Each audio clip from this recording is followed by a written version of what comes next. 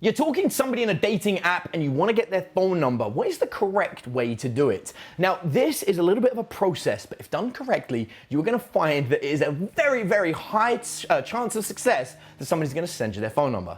So, step one, you need to identify a few very important things from somebody. You need to identify what their favorite food is, you need to identify what their favorite type of movie is, and you need to identify what their favorite place is to people watch. Now, we specifically use these three things because these are activities that almost everybody does, right? Everybody eats and usually has a favorite type of food. Everybody usually has some kind of movie or TV genre that they like watching, and everybody usually has a place they like people watch, whether it's a bar or a coffee shop or just hanging out in the park.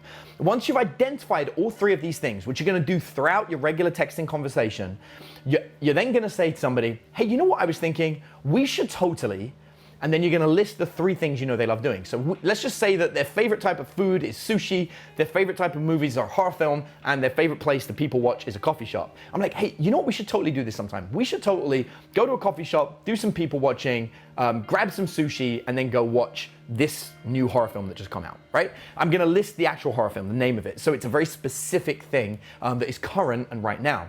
Now, what we're looking for is a confirmation that they want to do those things. Remember, we haven't asked for the phone number yet because we're not making the relationship or the dating about getting a phone number. We're making it about doing activities that the other person likes. Now, if you've done this correctly and you've listed three things that you know the other person likes doing, and you've been having good conversation about it, there's a really high chance you can be like, yeah, that sounds fun. I'd love to do that sometime, right? We didn't put a specific time on it. We didn't do anything else. We just said, hey, we should do this sometime.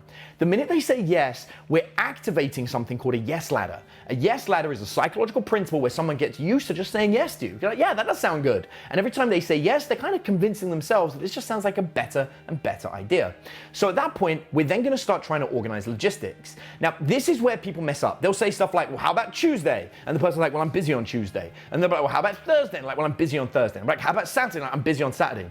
This is creating the opposite of a yes ladder, which is a no ladder, where they get so used to saying no that they just reject you. So we can avoid this by saying to somebody, what days are usually best for you to do something like this? So we're gonna learn what day of the week is typically the best day for them to do something like that, right? So I'm like, well, Fridays is the best day for me, right? So now they've told me what kind of day. So now I know that. I'm like, well, how about we go, not this Friday, but the Friday after. I'm purposely gonna push it out like, over a week, just so that if they have something planned immediately, that it's not gonna be a problem for them.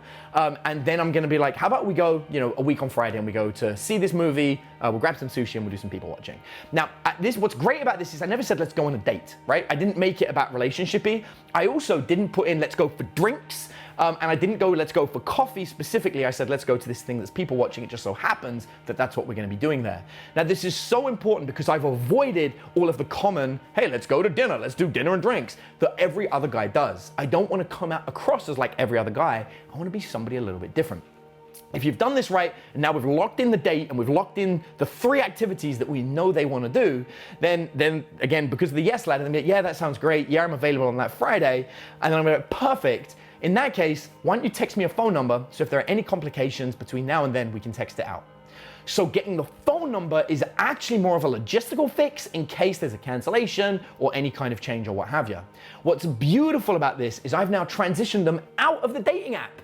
I've got them from the dating app to agree to a date at some point in the future. After all, that's why everyone's on a dating app, to go and date anyway. I've had to have some conversation to identify the three things they care about. And now, once the conversation's completed, it lends itself to a natural conclusion, which is we're gonna go and do the three things that they really like doing. And I got their phone number as an aside. Most of the time, people don't even realize they're giving it to you.